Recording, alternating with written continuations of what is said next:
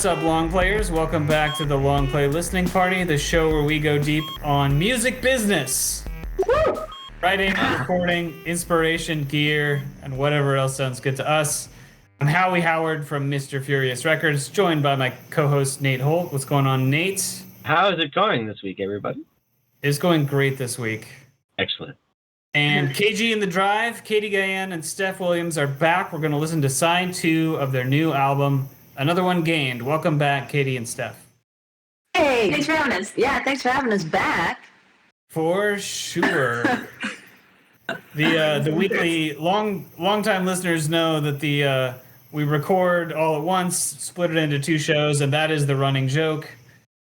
Nate, you didn't change your shirt. You were going to change. I did not. No. It's a good shirt. I wouldn't change. It's a dang good shirt, and I will.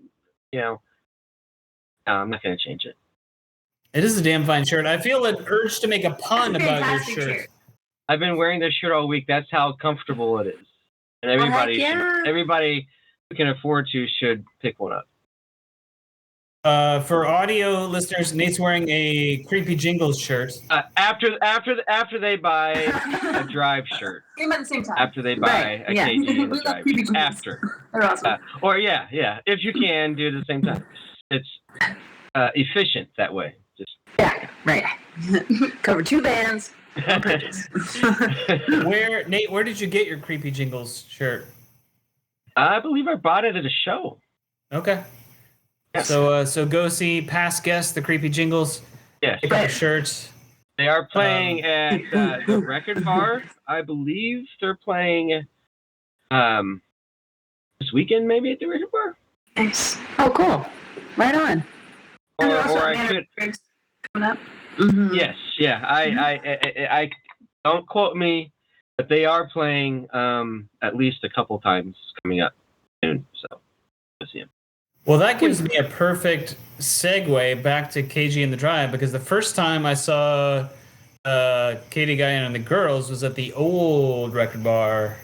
Oh, man. Way back in the day. It's been a minute, yeah. It has been a minute. It was a great show, of course. You've always been monsters live. So lots of good memories of that night. Oh, awesome. Yeah, I don't know. Should we jump in with some music?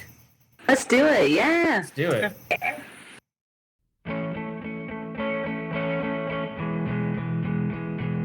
And forgive me, I don't have the track list in front of me. This is number 6, and what's the title, Nate? Avoiding Every Sound.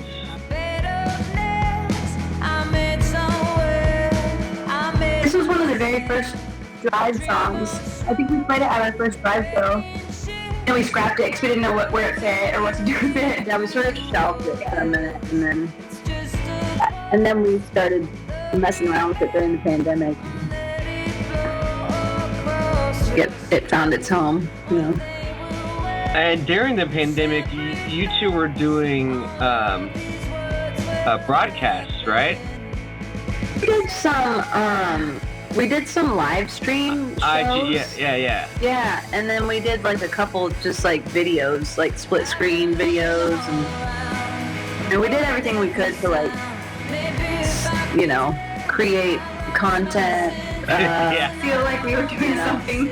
Yeah, right. We weren't playing shows, so it was fun. It was strange, like kind of like, well, I know I'm playing a show right now, people are watching, but I'm just playing it through like my phone. Right. Yeah, it was weird. A lot of, obviously a lot of people did that. We had Mensa Death Squad on a few weeks ago, I should say. Because he was doing the same thing. He was, broadcasting, I can't remember if they were shows or just videos. That were really cool. Well, yeah. I think the biggest challenge was like getting the drums quiet enough to not just blow the whole thing out. So we ended up, we found like a little mic that like plugs into the phone, and then I taped up all my drums. We did we figured out 2 ways to do it. Yeah. I think in a way that it was nice, pretty good, like what it was. It sort of felt like a social event. At a time when there was none of those. Yeah. We were like, we're gonna get ready for our show. That's in the living room. Yeah. We just get the chat go by. I'm like, hey, Dad. Miss ya. Nice. Yeah. It's fun. So, I mean, that's a whole other. When you mentioned creating content, and I don't want to keep talking over the music because so far I really like the song. But creating content or feeling like you're doing something, is definitely a thing, and especially I guess if there's no other way of connecting with an audience. But that's kind of your other job, and not just being a musician, is quote unquote creating content for the social media online aspect to being a professional musician now is like it is very necessary, and there's just no other way around it, Like it's like if you want to be an artist, it's living on music, and like you want to do it and tour and all that, like you have to be very active on social media, and it's like I think pretty like counterintuitive to a lot of artists. So, there's so many artists that are like a lot more like introverted, and I think of myself as an introvert, but I do something that feels not very introverted, Well, yeah, I mean, it's hard to do it without, a team of people behind you that can assist or have ideas, or at least can execute like your ideas. But I think another thing about it is hard to do is just find out what feels authentic without feeling like you're forcing something to happen or forcing this, you have to have something to say.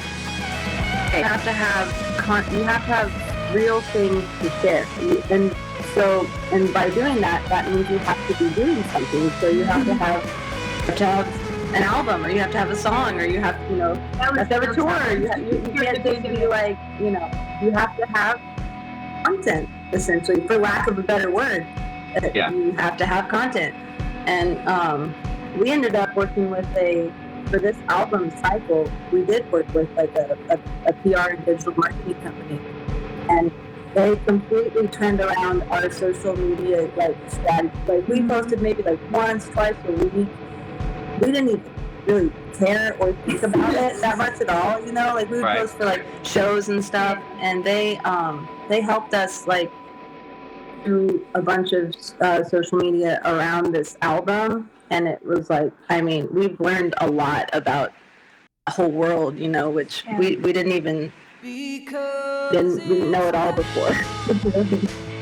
So were some of those pictures that you were posting, I mean, I'm mainly an Instagram person, so, I see that stuff. So, the pictures that you're posting, what were you in, Joshua Tree? The ones. Or like, Grand Canyon, maybe. Just different locations. Talking. I mean, I think you're either driving to or from, right? Okay. Yeah, we stopped on our way home from recording the album. We stopped at both of those places. We went through Joshua Tree first, and then we kind of went out of our way to go to the Grand Canyon because I've never seen it. Yeah. It's easy to make content when you're not doing it on purpose. Like I was just taking pictures. Yeah. Well, amazing. It was really enjoyable to see, though, I think that's part of it, is seeing something that's not playing a show or recording, which is definitely cool. I mean, I definitely am partial to seeing like studio stuff, but other things that you do outside of music, is cool to see. So yeah, we try to tie different stuff when we can, because we like to travel and we like to explore and hike.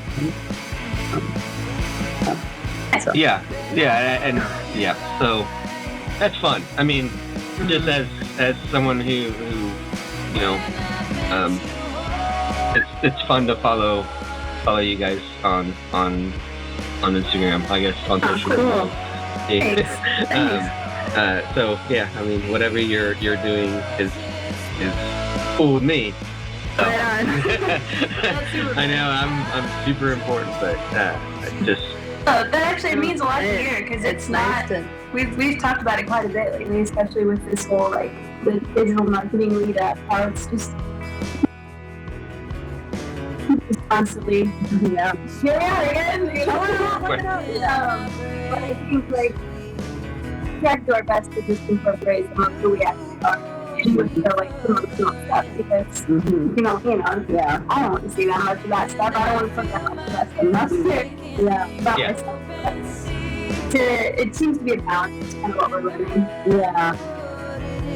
And like when we're independent, and I think it's like you have to get comfortable with a certain level of promotion when you're independent, because otherwise all of the time and energy, which is incalculable, that you put into putting a record Absolutely. out. That goes into a vacuum for what? Like, so you want to do it justice. You want to let people know that you're putting this thing out you're really happy about, and that you've spent years making, So absolutely, it's an uncomfortable thing to get comfortable with, I think that's a great way to put it, though. I mean, absolutely, yeah. Yeah. Just the reality of it, It is. Well, and a good chunk of it, do you think, is kind of like you were saying, it's just remembering to grab something when it's happening, and having that. Wow, like, I should take a picture of this, or let's do a quick video. Well, so you're not always having to set out to do something, but just yeah. We're really bad about actually, like, we're really bad about like remembering to like take pictures when things are happening. Like, I mean, we like. But luckily, Caitlin Jameson, you guys might know her, I'm not sure, but she was able to take a bunch of our photos from just our trip, and then some photos that we had done professionally from Morgan Jones, who's an excellent photographer, and she made it into this like work of art for our album cover and all the album artwork. So I think it's literally incorporated photos that we just took for fun, that we didn't think this is for the album.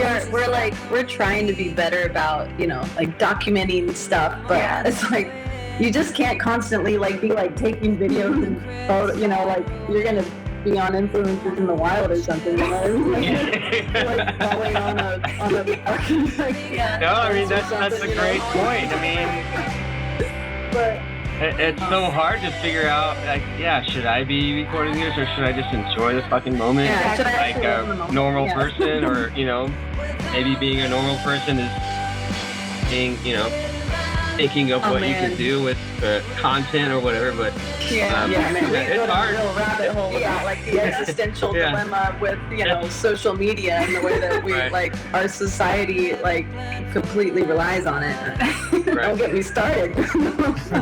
No, it's a rabbit hole. It's for sure a rabbit hole. It could be a whole other episode, or a mini episode or something. But I'm sure Howie's making mental notes. Well, I'm just thinking, everybody's got to kind of find their own balance, right? But I think the vast majority of us probably share the sense that we want access to both, right? We want to enjoy social media for whatever it is. We also want to be able to put it down and be fully present and not have to capture something. And if we lose both modes, we're in trouble. Maybe. Most of us, maybe. Yeah. I think a lot of people just use it to, as it's just another form of connecting. It's like, oh, this is how I keep track of this person, and this is how I know. And like this band is gonna be on tour, and but I think for like people that have to like be really interactive with it as like part of their profession, it's different, and it it's tough. Not, you use it for the same reasons that other people do, but then you also have to like be constantly feeding it or whatever. I've had a lot of just friends and people that I've heard say like, oh, I deleted my Facebook. I'm like, oh, that would be fantastic. I can't. Yeah. That's how I connect with people who are interested in the band.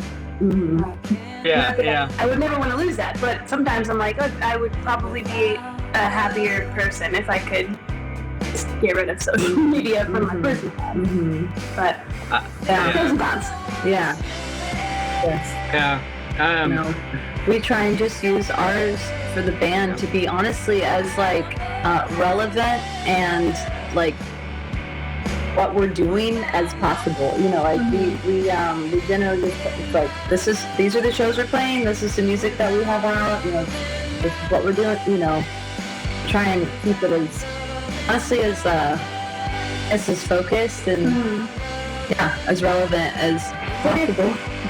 It's kind of like a part of it, though, is if there is something that needs to be addressed, like a major social issue, like we're getting more comfortable doing that.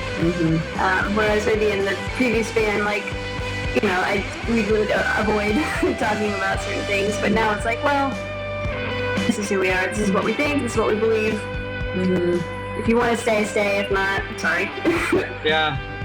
I mean, it's a hard balance.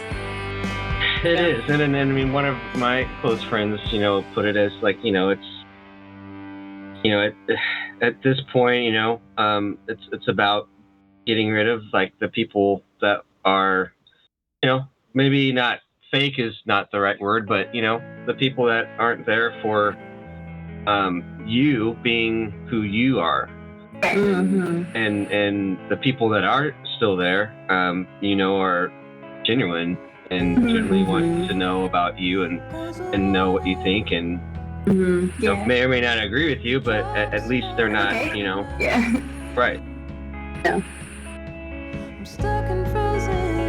And just for listeners, I think we're on Nothing Comes Close right now, right? Yeah, that's right. I've had the music down a little bit, and I feel really bad that we've had this conversation going over it, but it's okay. I mean, it's been interesting when you start talking about something that you have thoughts about. Did we miss any stories you wanted to tell about the previous tracks on side 2? Anything in the lyrics jump out, or the writing, recording process, or anything? I mean, it's okay if not, but How to Live was, I really enjoyed that song in the background even. Oh, good, thank you. That one was fun. We got to put some like vibraphone and Kay played a bunch of piano on it. Some really cool layers in How to Live. And because Blue was on our Battles EP, but we thought it sort of bridged toward the direction that we're going, so we included it on this album too. Yeah. And I guess this song is this one after How to Live. Yeah. Did you re-record because it's Blue, or? No, we just recorded it once, and we put it on Battles and this one.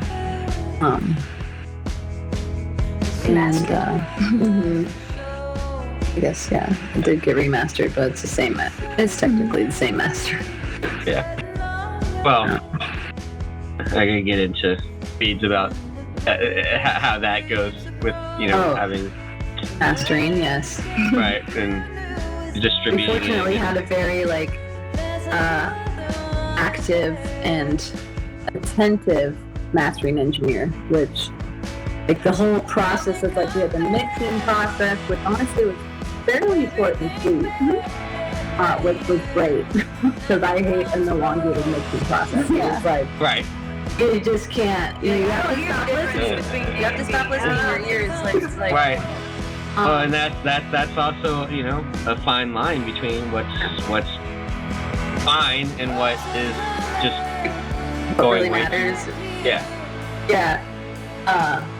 I think it too, like it speaks to like who you work with. So it's like, well, if you work with a really good engineer and producer who it's like you guys capture what you wanted initially for the most part in the studio, hopefully they don't have to do that much, and like the ideas you talked about, they'll just execute and you trust them to do that. And so when you get your mixes back, like hopefully you're not sending them 500 notes, you know what I mean? Like for sure.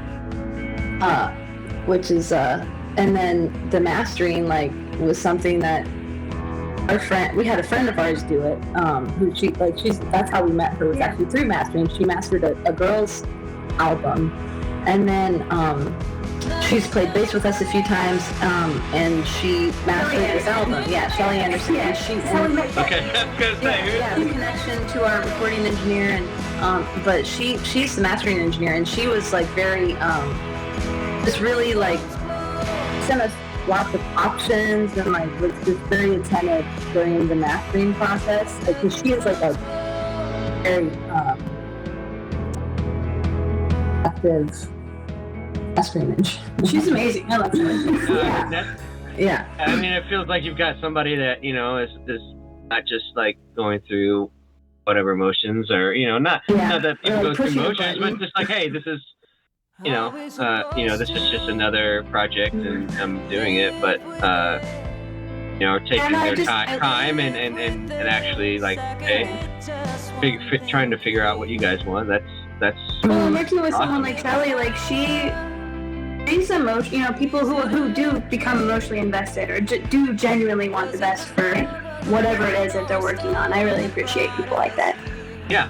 I think Kevin and Shelly were both that way. Yeah, all that to say is that she's very like serious mastering engineer, and so like we learned a lot about mastering from her, and like we just had no idea like layers that mastering is mastering. Yeah. Oh yeah, like, they're. I mean, I guess I would put it like there's mastering, and then there's there's. It can be done, like just okay. That's it's passable, but I mean, then there's what makes it an art form, where it's just, something that makes everything. This is finished. Okay, great. Right. Yeah, totally. It's like it's not just making things broader. There's like a very distinct like process for people that do it like for a living. Yeah. It's very this song we almost didn't include on the album. Oh yeah. Unrelated note. Yeah. We just had Kevin. And we're on different. Yeah. It's the last song. The last song. Yeah.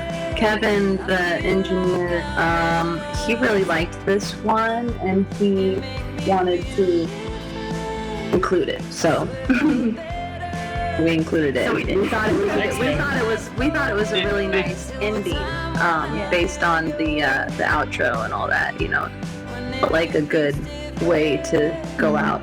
Well, I'm just skimming the lyrics and that I definitely can see that. Did you have a set number of songs you wanted, or were you just going for what felt good or felt like it was going to be a complete album? Yeah, pretty much what felt like it was going to be complete. We didn't have a specific number in mind. No, we recorded 15 songs with Kevin, and then we took that batch and tried to figure out what would fit best where. Cool. So we did battles and then this, and those are all from the recording session that we did with him. So. Okay, gotcha. Yeah, we still have 2 more that we're kind of sitting on. Nice. That's fun. Yeah. Little tidbit. We'll see what happens. Is that a scoop? Did you get Well, I mean, maybe. I mean, honestly, we don't know. We just don't know. I think we want to put them out. I think it just not sure when. Yeah. And Yeah, you gotta find the right time. I think maybe it might be a scoop, but I think maybe if you like went to katyguyandmusic.com and read the official bio, did some math with the track list, and like you recognize the battle, like that song was right. both. You might have been able to figure out like, oh, There's still two. there's two missing from this. Yeah. we know the smart fans. No, I'm just kidding. That's awesome. I'm just joking. Yeah. No, that is something though. Like I'm sure there's No, people true. that think about that. Like, yeah, Like, what about those other two? yeah. Like it's a contest type of thing. Right? Maybe they'll get to be the first ones to hear it. Yeah. Yeah. First person be like, where are those two songs? Like, they're in your email. Yeah. Just gotta drive engagement somehow.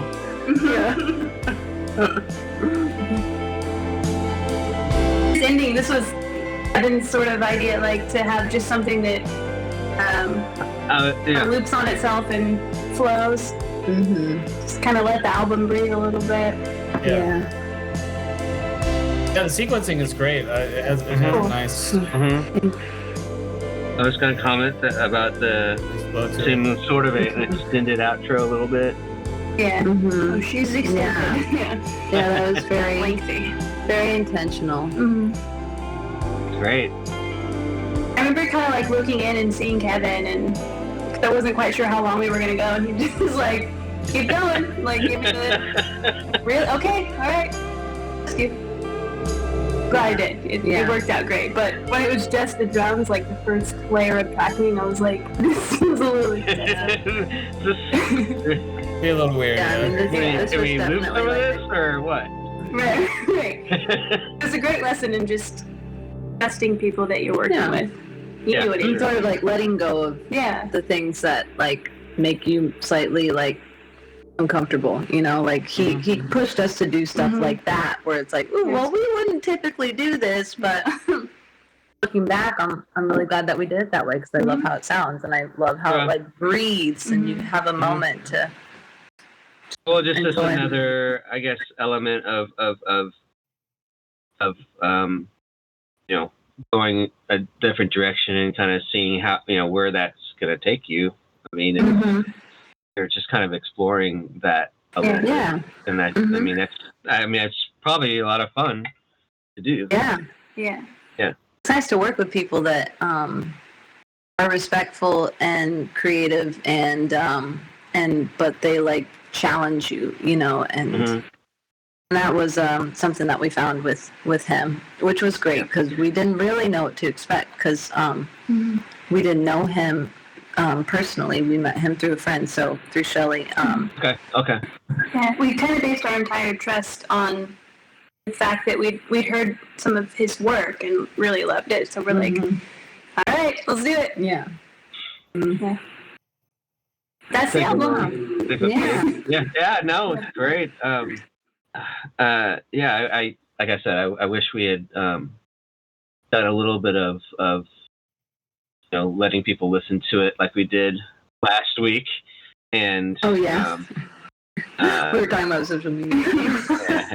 It was supposed to be a joke. The whole business thing. Yeah, we really did get there in the end, didn't we, with all the social media? But that's cool. Speak it into existence, I guess. Yeah. You know what? It's all the more reason to go and listen to Side 2 again. True. You can find another one, Gains, of course, on all the major streaming platforms. kgandthedrive.bandcamp.com is an excellent place to either stream ad-free or, better yet, buy it and have it in your app or in your download collection, whatever you like. Links to all that stuff in the description. Katy, Steph, did we forget anything? Is there anything you want to add or jump back to? Or I don't think so. I feel like I really enjoyed just hanging out and It's been fun. and Thanks, discussing things. It was really fun. Yeah. Yeah, We're all down. yeah, sure. Thanks for having us. The crickets or the cicadas are a nice ambient. Okay, Yeah. I hear my cicadas. Great. Well, Katy, Steph, thanks for coming by. We appreciate you. We appreciate your seriously. music. Thank you for being here. It's super. The album's really, really fun. I guess, we lost an opportunity to talk about, a lot of the second half or whatever, but gained one for, gained something to go back and listen to it. Another one gained. Yeah. We're gonna tie it all together. That's how you do it. Nicely done, sir. Circle. Nicely done. This has been the Long Play Listening Party. Later, everybody. Bye. Bye. Yeah.